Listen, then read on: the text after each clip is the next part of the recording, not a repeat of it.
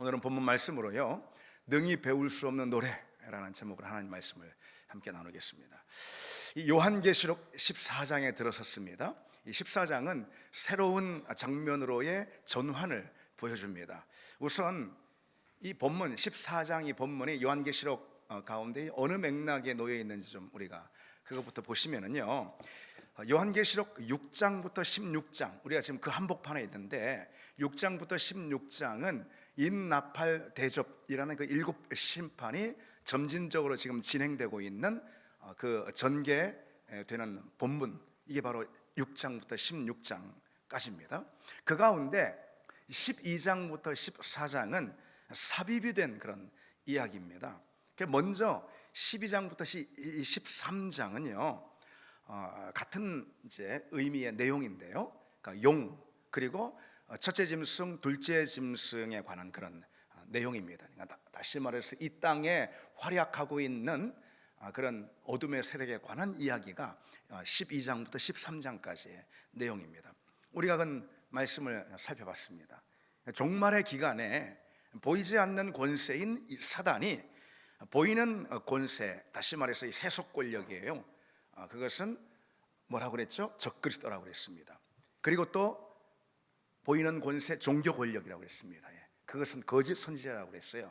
그러니까 보이지 않는 이 사단의 권세가 보이는 그런 세속 권세와 그리고 종교 권력을 수하로 삼아가지고 교회를 공격하고 성도들을 미혹해서 그 신앙을 무너뜨리는 그런 활동들을 합니다. 그 가운데 교회는 세상에서 박해를 받고요, 성도의 신앙은 유혹과 배교의 위험에 늘상 노출이 되어 있습니다. 그게 바로 종말, 곧 오늘 우리가 살아가는 이 시대의 상황이라는 거예요. 우리는 우리가 놓여 있는 이 시대적 상황이 어떤 것인지 성경을 통해서 분명히 배워야 합니다. 자, 그러니 우리는요, 이 신앙생활의 무대를 그저 낭만적으로만 봐서는 절대 안 됩니다. 예수 믿으면 뭐 인간적인 평안이나 심리적인 위안이나 종교적인 복을 그냥 받는 것으로 그렇게 여겨서는 안 되는 거예요. 신앙생활을 마치 무슨 고즈넉한 산장이나 어떤 무풍지대로 기대해서는 그야말로 큰 코 다칠 수가 있습니다. 기독교 신앙은요, 그보다는 포화가 집중되는 야전의 전투장을 떠올리는 것이 더 바람직할 수가 있습니다. 신앙생활에는 마치 포화 속으로 뛰어드는 것과 같은 그런 치열한 그런 삶이 있다라는 거죠. 그래서 예수 만나면은 그 인생이 치열해져서 더 이상 평범해지지 않는다라는 이 사실도 여러분 우리가 기억해야 합니다. 그것이 신앙생활의 과정인 거예요. 한마디로 우리는 믿음과 동시에 거대한 전투, 곧 보이지 않는 영적 전투 한복판에 들어왔다. 이미 그 전투 한복판에 우리는 들어왔다. 이 사실을 알아야 합니다. 우리 믿음을 넘어뜨리려는 적그리스도의 공격이 늘상 있습니다.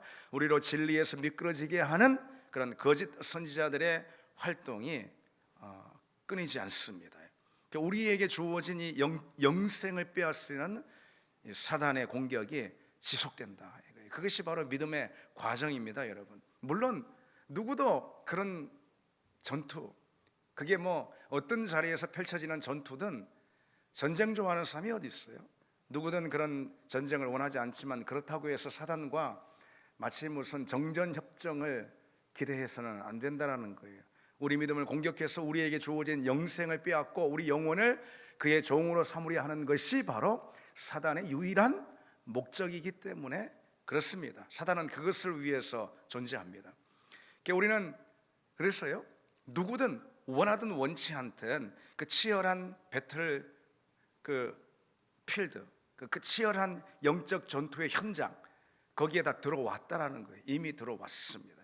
이제 우리에게 요구되는 것은 다른 게 아니에요. 우리에게 요구되는 것은 오직 사단의 공격에서 우리 믿음과 영혼을 지키는 그 영적 전투에서의 승리. 우리가 기대하고 소원할 것은 그거밖에 없습니다. 영적 전투에서의 승리, 이기는 자가 되는 것. 싸우지 않는 자가 아니고 이기는 자가 되는 것입니다. 그리스도인이라면 누구든 그 영적 싸움의 한복판에 들어왔습니다. 강조하지만 여러분 강조하지만 그렇습니다. 그래서 우리에게 요구되는 것은 단 하나, 그 영적 싸움에서 승리하는 믿음의 승리, 그거 하나밖에 없다는 것이죠. 요한계시록을 쭉 보면은요, 전 여러분 요한계시록 2장 7절에 이렇게 말씀하고 있어요. 이기는 그에게는 내가 하나님의 낙원에 있는 생명나무의 열매를 주어 먹게 하리라 그랬습니다.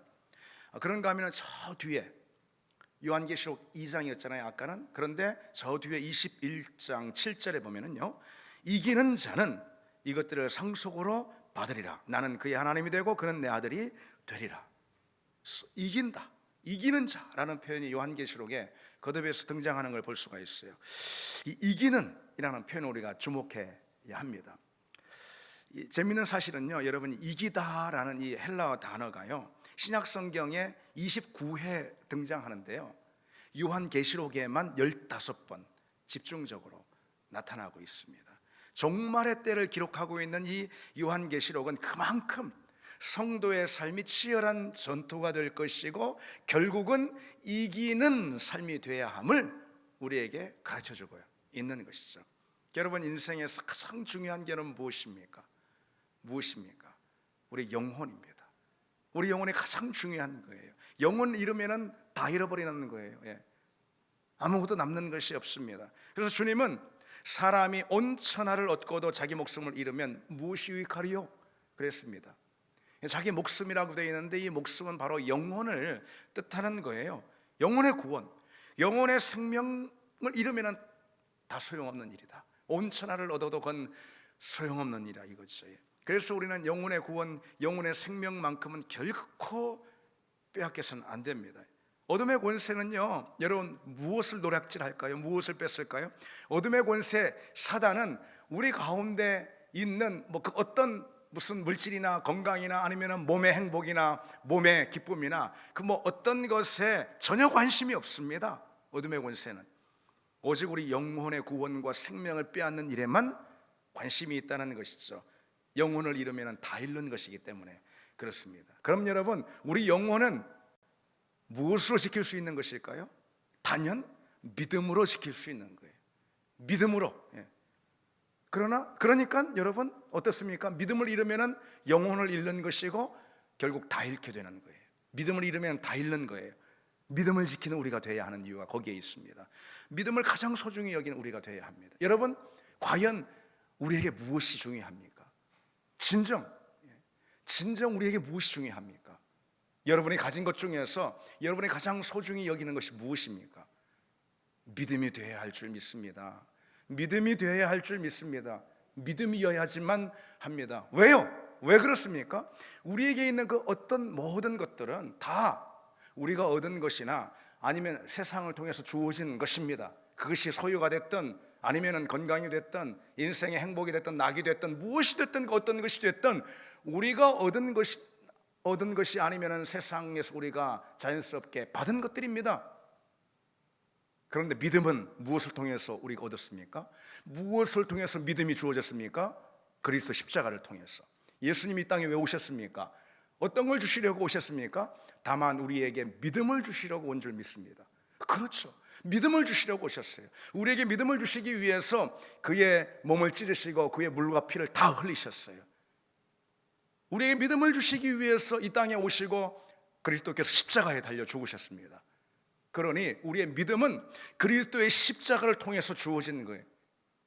다른 우리에게 있는 그 어떤 소유보다도 믿음이 중요한 이유가 여러분 거기에 있는 거 아니겠습니까? 그 믿음이 있어야 우리 영혼을 지킬 수가 있습니다. 그래서 여러분, 우리는 우리 믿음과 영혼을 계속해서 노략질하려는 어둠의 세력에 우리는 강력하게 맞서야 합니다. 그게 신앙생활인 거예요. 그게 요한계시록 12장과 13장 우리가 쭉 살펴본 그 장면은요, 바로 그 사실을 우리에게 가르쳐주고 있는 내용입니다.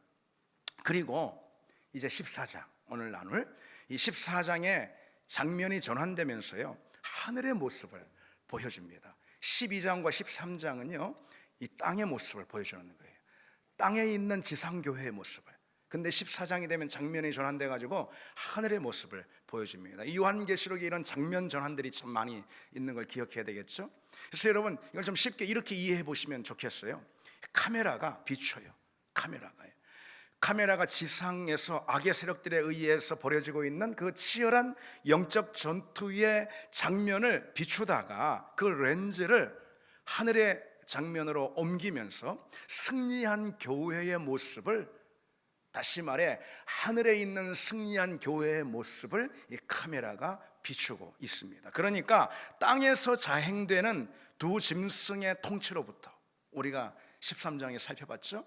거기서부터 하늘에서 펼쳐지는 어린 양의 통치로 이 카메라의 렌즈가 향한 거예요. 그것이 이제 14장의 장면입니다.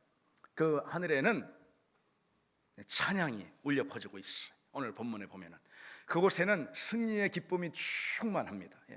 그처럼 이 승리와 영광 가운데 새 노래로 찬양하고 있는 교회의 모습이 비춰집니다. 그게 바로 요한계시록 14장의 내용입니다. 먼저 이 14장의 구조를 간단히 보면은요, 1절로 5절은 14만 4천의 노래입니다. 그리고 6절로 13절은요 새 천사의 메시지를 기록하고 있어요. 마지막 14절로 20절에는요 두 종류의 추수가 나오는데 곧 마지막 구원의 추수 그리고 마지막 심판의 추수, 이렇게 두 종류의 추수가 소개되고 있습니다. 그게 바로 14장이에요. 오늘은 1절로 5절의 말씀만 살펴보려고 합니다. 여러분 잘 따라오고 계시죠? 이 요한계시록의 독자들이요 13장을 읽습니다. 우리가 말이에요. 또 12장부터 이 13장을 읽습니다. 근데 그러면서 요한계시록의 독자들에게 어떤 마음이 들까요? 13장에 나오는 거대한 악의 세력들이 교회와 성도들을 거세게 매섭게 공격하는 그런 장면들을 보고 실은 많은 염려와 걱정이 들게 됩니다. 그렇지 않겠습니까? 그렇게 이 용 사단의 세력이 두 짐승을 동원해서, 다시 말해서 적그리스도와 거짓 선지자들을 동원해서 이 땅의 성도들을 핍박하고 미혹하고 믿음을 넘어뜨리려 하고 그 영혼을 훔치려고 하는 이 거대한 악의 세력의 암약, 그 기록을 13장에서 지켜보면서 성도들은, 요한계시록의 독자들은 많은 염려를 하게 되는 것이죠. 그렇게 된다면 과연 교회는 어떻게 될 것인가? 이 종말의 기간 그 가운데 과연 성도들의 믿음은 온전할 수 있을까? 그 믿음이 제대로 설 수 있는 사람이 있을까? 과연 그 믿음이 다 꺾여버리고 실족하지는 않을까? 그런 염려가 들 수 있는 거죠. 바로 그 질문에 대한 답이 14장 특히 1절로 5절 말씀이라는 거예요. 결론부터 말씀드리면요, 오늘 본문은 1절로 5절, 오늘 본문은 용과 두 짐승의 등장으로 시작된 그 위협으로부터 결국 교회가 승리한다. 아멘. 결국 교회가 승리한다라는 이 분명한 사실을 보여줍니다. 교회 혹은 성도들은요, 마귀와의 싸움에서 결국은 승리하고 하늘에서 새 노래로 찬양을 하게 될 거라는 거예요. 그 확신과 소망을 결코 잃지 말아라 라는 말씀이 오늘 말씀입니다. 여러분 한 절부터 좀 볼까요? 한 절 한 절 간단히만. 1절을 보시면은요, 또 내가 보니 보라 어린 양이 시온산에 섰고 그와 함께 14만 4천이 서 있는데, 그래서 이 13장에는 떠올려 보십시오. 13장에는 용이 해변에 서서 바다와 땅으로부터 두 짐승 적그리스도와 거짓 선지자를 불러냅니다. 14장 오늘 본문에는 어린 양 곧 예수 그리스도예요. 어린 양이 시온산에 서서 승리한 당신의 성도들을 지금 불러내고 있는 그런 장면을, 그렇게 대비를 이루고 있습니다. 여기 이 시온은 하늘의 시온을 말합니다. 저기 지금 지상에 있는 팔레스타인 그 땅의 어떤 예루살렘 시온을 말하는 것이 아니고 하늘의 시온을 뜻하는 거예요. 하나님이 계시는 임재의 처소를 말합니다. 요한은요 지금 환상 가운데 어린 양 예수 그리스도와 14만 4천의, 다시 말해서 그분의 성도들이 시온에 함께 서 있는 그 장면을 보는 거예요. 하늘에 하나님 임재의 처소에 함께 서 있는 것을 보는 거예요. 14만 4천은 구원받은 모든 성도들을 의미한다라고 요한계시록 7장에 제가 이미 설명한 바 있습니다. 그들이 예수 그리스도와 함께 하나님의 보좌가 있는 시온에 섰습니다. 바로 그 장면을 보여줍니다. 그리고 2절로 넘어가면은 내가 하늘에서 나는 소리를 들으니 많은 물소리와도 같고 큰 우레소리와도 같은데 내가 들은 소리는 검은 고 타는 자들이 그 검은 고를 타는 것 같더라 그랬어요. 이 장면은요, 그 하늘의 시온이 지금 쫙 펼쳐져 있잖아요. 그 승리한 14만 4천의 그리스도의 성도들이 거기에 그리스도와 함께 서 있지 않습니까? 바로 그 14만 4천의 성도들이 찬양하는 그런 장면을 보여주는 거예요. 그 찬양은 마치 많은 물소리와도 같고 우레소리와도 같다라고 했어요. 그리고 그 소리는 또 마치 검은고 하프를 연주하는 소리와 같은데 그 소리가 크게 울려서 하늘을 가득 덮었다 그랬습니다. 여러분, 이 요한이 본 환상을 여러분의 머릿속에도 쫙 한번 펼쳐보십시오. 그리고 3절로 넘어가서 그들이 보좌 앞과 내 생물과 장로들 앞에서 새 노래를 부르니 땅에서 성량함을 받은 14만 4천 밖에는 능히 이 노래를 배울 자가 없더라 그랬습니다. 여기서 그들이 그랬는데 이 그들은 14만 4천 구원받은 모든 백성들을 말하는 거예요. 예. 그들이 지금 뭐해요? 하나님의 보좌 앞과 천상의 존재들 앞에서, 여기 보면은 내 생물과 장로들이라고 그랬어요. 이것은 이렇게 생각하면 쉽게 좋습니다. 천상에 있는 존재들이에요. 그러니까 천사들을 비롯해서 천상에서 하나님을 섬기는 그런 영적인 존재를 가리키는 거예요. 어쨌든 바로 이 14만 4천 하나님의 백성들이, 구원받은 하나님의 자녀들이요, 하나님 보좌 앞에서, 그리고 또 온 하늘의 천상의 존재들 앞에서 새 노래를 부른다 그랬습니다. 뉴송, 새 노래를 부른다. 그 노래는 오직 구원받은 성도들만이 배울 수 있는 노래다 그랬습니다. 자, 여러분, 결국은 1절로 이 3절의 말씀, 무슨 말씀일까요? 이 땅의 치열한 전투에서 이긴 이 성도들이 마침내 하늘에서 승리의 찬양을 부르는 바로 그 광경을 미리 우리에게 보여주고 있는 거예요. 너희들이 과연 마침내 그렇게 될 것이다. 지금은 이 땅에서 치열한 영적 전투를 싸우고 있고 마귀의 유혹에 공격을 받고 있지만은, 그러나 결국 하나님께서 너희들을 저 하늘의 시온의 자리에 세울 것이고 그곳에서 영광스러운 찬양을 새 노래로 올리게 될 것이다 라는 그런 소망과 확신의 말씀을 우리에게 주시는 거예요. 하늘의 시온은 바로 그 승리의 노래로 가득하게 됩니다. 많은 물소리와 같고 큰 우레소리와 같다고 그랬어요. 여러분, 마치 나이아가라의 폭포에서 가보진 않았지만은 상식적으로 다 알잖아요. 막 그냥 엄청난 막 이렇게 물이 떨어지는 그런 폭우 소리 있잖아요. 아마 바로 옆에서 소리를 질러도 잘 들리지 않을 정도로 막 크게 막 이렇게 물이 떨어집니다. 바로 그 한복판. 그리고 거기에다가 막 그냥 하늘의 천둥과 우레가 막 그냥 울립니다. 바로 그처럼 찬양의 소리가 울려 퍼진다 이거예요. 그럼 무슨 말이에요? 한마디로 말해서 성도들의 찬양이, 구원받은 하나님의 자녀들의 찬양이 하늘을 그처럼 가득 메운다, 이런 뜻입니다. 그만큼 승리와 영광과 기쁨과 은혜로 충만한 곳에 우리 모든 성도들이 다 서게 될 것이다. 그러니 승리의 소망과 확신을 가지라. 아멘. 바로 그런 말씀인 거예요. 이 땅에서 어떤 믿음의 공격을 받고 이 땅에서 어떤 낙심과 실망할 만한 일들이 찾아오고 한다 하더라도 낙심하지 마라, 좌절하지 마라. 너희는 승리자가 될 것이다. 아니, 이미 그리스도의 승리가 너에게 주어졌다.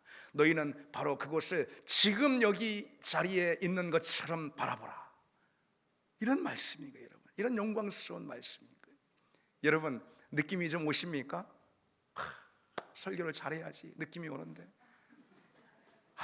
참 제가 잘 못해가지고 제가 스스로 답답합니다. 여러분들이 문제가 아니고요. 초대교회 성도들이 특별히 일곱 교회가, 소아시아 일곱 교회가 이 요한계시록을 회람 서신으로 돌려서 이렇게 보지 않았습니까? 이것은 읽는 글이 아니고 맨 처음에는 낭독되어서 듣는 글이었습니다.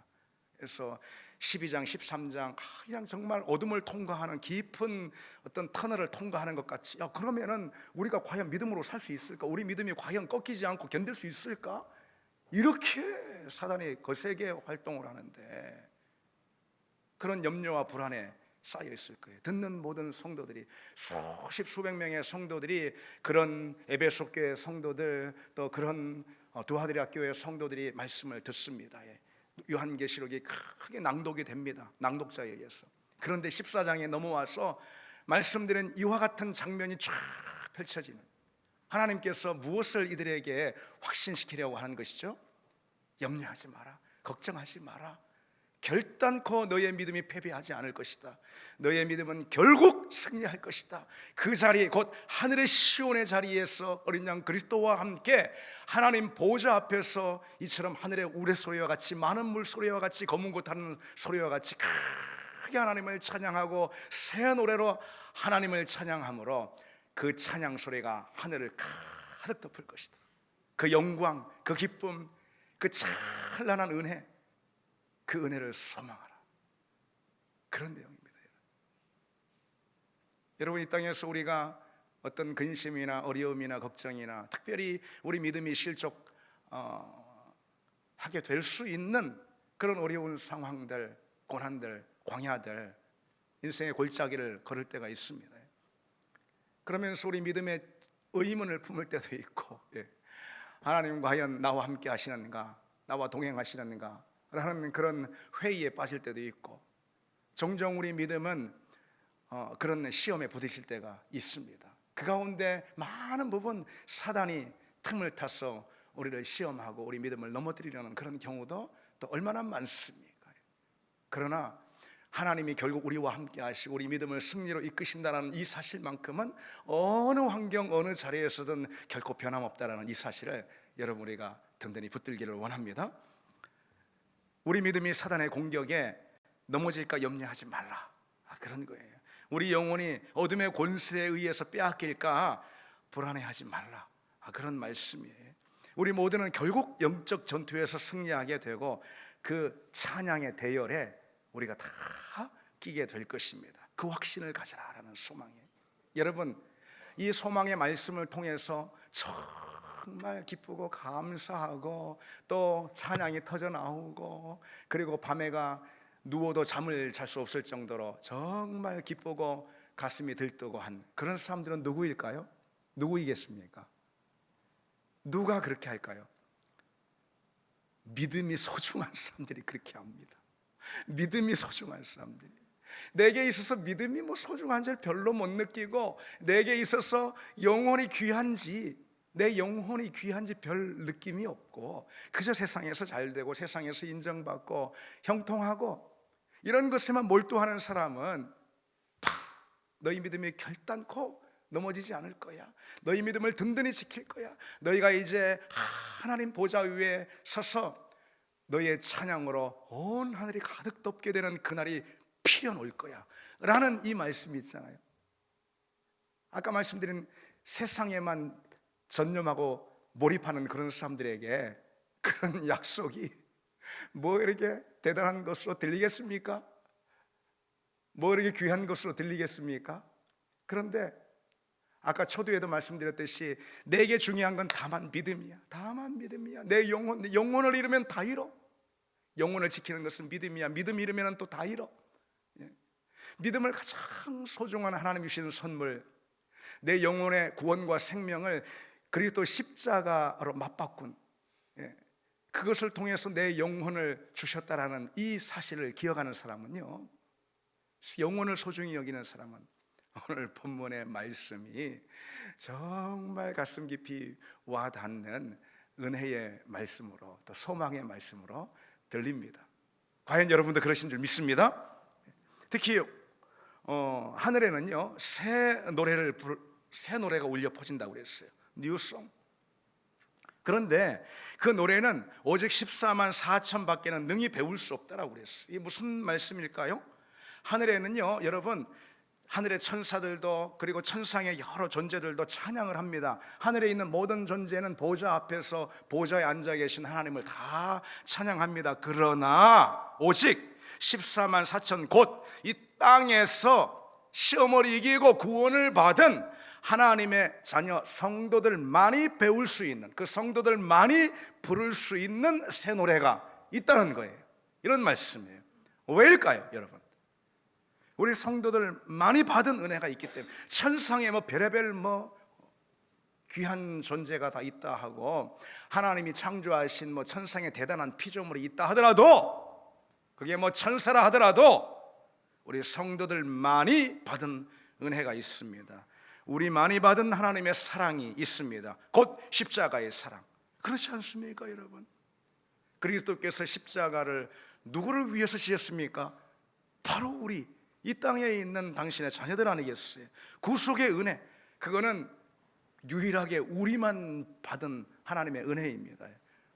따라서 그로 인한 찬양은 천사도 다 흉내낼 수가 없다. 천사도 부러워하는 찬양이다, 이런 뜻입니다. 한편 이 새 노래가 성도들만이 부를 수 있는 노래라는 사실은요, 어디에 있냐면은 하나님이 어떤 분이냐, 우리가 겪는 모든 고통과 아픔, 이 땅에서 우리가 믿음의 사람으로 씨름하는 모든 영적인 씨름의 과정에서 하나님이 우리와 함께 하시고 결국은 우리에게 승리하게 해주시는 그런 분 아니겠어요? 그러니 하나님의 그 은혜와 손길을 받은 우리만이 부를 수 있는 찬양, 성도만이 부를 수 있는 찬양, 그런 찬양이 있다는 거예요. 하늘의 어떤 천상의 존재들도 흉내낼 수 없는 하나님의 자녀들만이 부를 수 있는 그 찬양, 그 찬양으로 우리가 하나님께 나아갈 때 하나님은 가장 큰 영광을 받으시는 분입니다. 가장 큰 영광을 받으시는 분이에요. 그분의 십자가의 구원의 은혜를 직접 받은 당신의 자녀들이 그 십자가의 은혜를 노래할 때 하나님이 가장 찬양받으시는 거 아니겠습니까? 여러분, 하나님은 당신이 하신 가장 중요한 일로 인해서 영광을 받으시는 분이에요. 뭐 요즘도 보니까 뭐 연말 뭐 시상, 또 연예인들이 뭐 TV에 보면 왜 자기들끼리 그렇게 뭐 자화자찬하면서 그렇게 뭐 그건 자기들끼리 알아서 하죠. 그걸 방송으로 왜 내보내는지 나는 이해를 못 하겠어요. 여러분 이해가 되십니까? 아니, 자기들이 상 받는데 뭐 자기들이 그냥 알아서 하면 되잖아요. 뭐 우리 시청자가 왜 봐야 돼? 그냥 하는 말이고, 그거는 그 보면은 예수 믿는 사람 중에 독신한 신자들 가운데 또 뭐 이런 뭐 여우 주연상, 나무 주연상에 받아 하나님께 영광을 올려드린다고 그럽니다. 예, 뭐 좋은 믿음이라고 평가합니다. 좋은 믿음이라고. 그런데 여러분, 하나님은 그런 것으로 영광을 받으시는 분이 아니에요. 우리가 해낸 무엇으로, 우리가 한 어떤 것으로, 우리가 얻은 어떤 것으로, 그것이 뭐가 됐든 그것으로 영광 받으시는 분이 아니에요. 하나님은 다만 당신이 하신 일을 통해 영광을 받으시는 분이에요. 당신이 하신 가장 중요하고 위대한 일이 무엇입니까? 무엇이죠?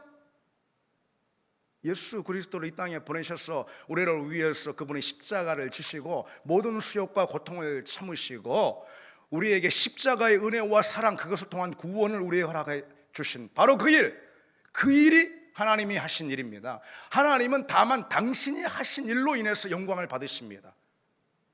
그로 인한 결과가 누구예요? 바로 구원받은 우리들 아닙니까? 그렇죠. 우리가 그 구원을 즐거워하고 그 구원을 기뻐하고 그 구원을 노래할 때 우리 하나님은 가장 영광을 받으시는 거예요, 여러분. 내가 뭐 세상에서 뭐 별걸 얻고 별 배수를 얻고 어떤 걸 뭐 내가 얻어서 그로 인해서 하나님 영광 올려드립니다. 물론 하나님 영광 받으실 수 있죠.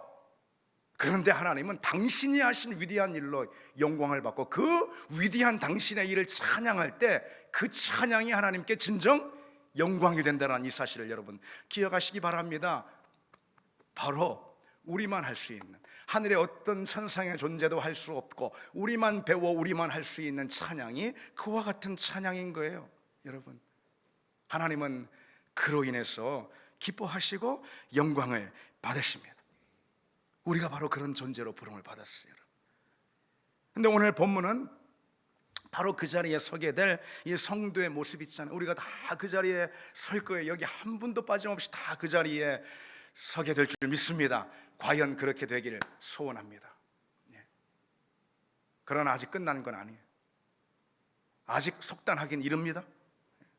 어쨌든 그 천상의 자리, 찬양의 자리에 서게 될 이 성도의 모습이 어떠한지 미리 우리에게 좀 오늘 본문은 보여주고 있는데, 그게 바로 4절로 5절입니다. 하늘의 시온에 서서 누구도 능히 배울 수 없는 새 노래로 찬양하는 성도들은 어떤 사람들일까? 첫째로 본문 4절에 보면은요, 이 사람들은 여자와 더불어 더럽히지 아니하고 순결한 자라. 거기서 찬양을 하는 성도들을 미리 보니까 그들이 누구냐? 바로 순결한 자다. 이 순결하다라는 말은요, 신부가 오직 신랑만을 사랑하는 것처럼 그렇잖아요. 신부가 뭐 나는 신랑뿐 아니라 신랑 사랑하듯이 10명의 남자를 다 사랑한다. 그게 신부입니까? 그게 사랑입니까? 신부는 오직 신랑만 사랑하는 거예요. 마치 그처럼 하나님 한 분만을 사랑하는 것. 그 외에는 결코 누구에게도 마음을 주지 않는 것. 신부의 마음을 말하는 거예요. 그 누구에게도 주지 않는 것. 그게 바로 신부의 사랑이고 성도의 사랑입니다. 그런 성도, 오직 하나님 한 분께만 충성을 드리는 그런 성도, 바로 그런 성도를 가리킵니다. 이 천상에 있는 성도들은요, 영적 순결, 바로 그런 성도들이에요. 여러분, 영적 순결은 다른 게 아니에요. 쉽게 말해서 두 마음을 품지 않는 걸 말합니다. 마음이 나뉘어서 세상도 보고 또 하나님도 보고 그런 게 아니라는 그 두 마음이에요. 두 마음은 세상과 하나님께 양다리를 걸치는 신앙이에요. 신앙생활에서 적당히 양다리를 걸치고 타협하는 그런 회색지대는 없다라는 사실 우리가 잊지 말아야 합니다.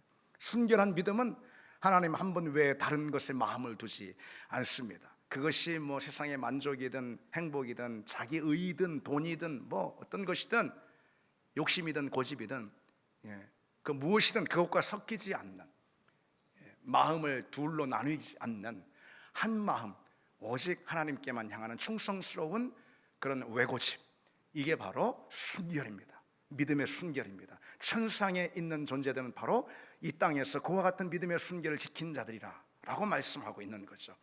둘째로 본문 4절에 어린 양이 어디로 인도하든지 따라가는 자다 그랬습니다. 하늘의 시온에서 주님과 함께 서서 새 노래로 찬양하는 성도들은 누구냐? 어린 양이 어디로 인도하든지 따라가는 자다. 곧 순종하는 자다. 하나님의 말씀에 순종하는 자다. 그런 거예요. 특히 어디로 인도하든지 따라간다 그랬어요. 좋은 곳으로 인도할 때 따라가는 게 아니고 어디로 인도하든지, 그곳이 인생의 광야이든 험곡이든 주님이 부르시는 곳이라면 따릅니다. 어디든 주님이 부르시는 곳이 바로 우리가 있어야 할 곳임을 믿습니다. 아멘. 여러분, 내가 있어야 할 곳은 주님이 부르시는 바로 그곳입니다. 누가 그런 순종을 할 수 있을까? 어디든 주님을 따르는 그런 순종을 과연 누가 할 수 있을까? 하나님을 신뢰하는 사람이. 아니, 하나님을 신뢰하지 않는데 어디로 인도하든 따라갈 수가 있어요? 그러다가 뭐 그냥 자빠질 수도 있고 인생이 망할 수도 있고, 신뢰가 안 되니까 하나님이. 근데 하나님을 신뢰하면은 뭐 어디로 인도하든 내가 볼 때는 그것이 어려운 곳이 아닌가, 문제가 있는 곳이 아닌가, 불안하다 생각하든 하여튼 하나님을 신뢰하니까 어디든 따라가는 것입니다. 신뢰하는 자가 순종합니다. 거꾸로 바꿔서 순종하는 자는 누굴까요? 신뢰하는 자예요. 하나님을. 순종하는 자는 하나님을 믿는 자예요. 순종하지 않는 자는 하나님을 믿지 않는 자예요. 그렇지 않습니까? 그렇습니다. 순종하는 자가 곧 신뢰하고 주님을 믿는 자입니다. 그러니 순종하는 그 사람이 곧 그의 믿음의 결국 구원을 얻어서 천상의 자리에서 하나님을 찬양하게 될 것이다 라고 오늘 말씀하고 있는 거예요. 마지막으로 오늘 본문 5절에 보면은요, 그 입에 거짓말이 없고 흠이 없는 자들이더라. 하늘의 시온에 주님과 함께 서서 새 노래로 찬송하는 성도들은 과연 누구일까? 거짓이 없는 자들이라고 그랬어요. 곧 진리를 붙드는 마음에 흠이 없다. 이 흠이 없다라는 건 다른 게 아니고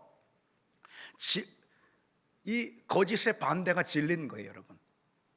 그러니까 거짓이 없어요. 그러니까 흠이 없다라는 것은 진리를 붙드는 그 마음에 흠이 없다, 이런 거예요. 다른 말로 한마디로 표현해서 진리 안에 거하는 자, 오직 진리 안에 거하는 성도들이 이 하늘의 천상의 자리에서 하나님을 찬양한다는 거예요. 거짓은 여러분 진리를 부정하고 왜곡하고 배타하는 태도입니다. 진리는 오직 예수 그리스도이고 또 성경의 말씀이 여러분 진리의 말씀이에요. 거짓은 그리스도께서 유일한 진리이심을 부정하고 그리고 성경의 말씀을 끊임없이 왜곡합니다. 바로 그게 거짓인 거예요, 여러분. 그게 거짓인 거예요. 성경에서 거짓은 바로 그건 거예요. 예수 그리스도가 오직 진리가 되시는데 그것을 부정하고 예수 그리스도를 진리로 소개하는 성경의 말씀을 끊임없이 왜곡하는 그런 태도가 바로 거짓인 거예요. 거짓. 우리는 그러한 거짓과 싸우기 위해서요, 무엇보다 성경 말씀에 대한 바른 이해를 가져야 합니다. 그래서 우리가 오늘 이 말씀을 듣는 거예요. 여러분, 요한계시록도 공부하는 이유가 거기 있습니다. 진리에 대한 열심, 진리를 알기 위한, 다시 말해 성경의 말씀을 이해하기 위한 열심과 충성스러운 마음, 하나님의 자녀라면 누구도 그런 마음을 가질 것입니다. 내가 하나님을 사랑한다면 그분이 내게 뭘 말씀하시는지 알아야 할 거 아니겠어요? 그렇죠? 그렇습니다. 그러니 말씀에 대한 열심을 필수적으로 갖게 돼 있습니다. 하나님을 사랑하는 사람이라면. 여러분, 진리에 있어서는요, 그래서 일절 타협이 없어야 합니다. 진리에 있어서, 우리 교회에서 진리에 있어서는 일절 타협이 없고, 진리를 왜곡하는 행동에 대해서는, 태도에 대해서는 결코 용납함이 없어야 합니다. 다른 건 몰라도. 어쨌든 그처럼 진리에 대한 열심을 가진 바로 그 사람들이 하늘의 보좌 앞에서 하나님을 찬양하는 그런 광경을 요한에게 지금 보여주고 있습니다. 자, 이제 여러분 한번 정리해 보겠습니다. 여러분, 그처럼 이 성도는요, 이 땅에서 영적인 순결과 온전한 순종 그리고 진리에 있어서 타협이 없는 그러한 삶을 삽니다. 그리고 마침내 하늘의 시온에서 어린 양 그리스도와 함께 보좌 앞에서 하나님을 찬양하게 됩니다. 그런데 마지막으로 이 점을 우리가 기억합시다. 그때까지는 끝난 게 아니다. 이길 때까지는 이긴 것이 아니다. 끝날 때까지는 끝난 것이 아니다, 이거예요. 왜 지난번 아시안 게임 때 여러분 기억하십니까? 우리나라 롤러스케이트 선수 중 한 사람이 1등으로 들어오는데 그 결승선 앞에서 미리 자기 1등한 줄 알고 미리 세레모니를 막 해버렸어요. 그 틈을 타서 2등이 탁 발을 내밀어서 1등 해버렸어요. 여러분 기억나십니까? 저는 그거 보고 정말 실소가 나오더라고요. 실소가. 너무 어이없는 거예요. 아니, 왜 결승전 가기도 전에 여기서 무슨 세레모니를 하고 지금 뭔 짓이요 그게? 그런 선수 실력이 있어도 다음엔 내보내서는 안 됩니다. 통과한 다음에, 끝날 때까지는 끝난 게 아니지. 아시안 게임 그거 뭐 1년에 한 번 하는 것도 아니고 얼마나 중요하고 모든 우리 국가대표를 대신해 자기가 대표해가지고선 나왔는데 아직 끝나지도 않았는데 미리 뭐 이렇게 해가지고선 우승을 놓쳐버리게, 이게 말이 됩니까 여러분? 실력으로 진 것은 이해할 수 있습니다. 은메달을 땄든 아니면 메달을 못 땄든 칭찬해 줄만 합니다. 그 땀을 흘린 수고에 대해서 칭찬해 줄 수 있습니다. 그런데 결승전 통과도 안 했는데 미리면 내가 이겼다 하다가 2등이 확 나와가지고 1등, 어디 그런 어이없는 사건이 있을 수가 있습니까? 왜 흥분을 내가 하나? 믿음의 자리도 마찬가지입니다. 여러분, 결승전 끝날 때까지는 끝난 게 아닙니다. 주님께서 이미 우리에게 승리를 우리에게 선언해 주셨다 하더라도요, 아직 세레머니 할 생각일랑 하지 말아야 합니다. 하나님 나라 그 순간까지 여러분 우리는 끊임없이 현역입니다. 현역. 아멘. 은퇴는 없습니다. 은퇴 없습니다. 여러분, 마지막 순간까지 이 영적인 순결과 온전한 순종 그리고 진리를 치열하게 붙드는 이 삶에 있어서 넘어지지 않는 여러분 되시기를 바랍니다. 우리 같이 찬양 드리겠습니다.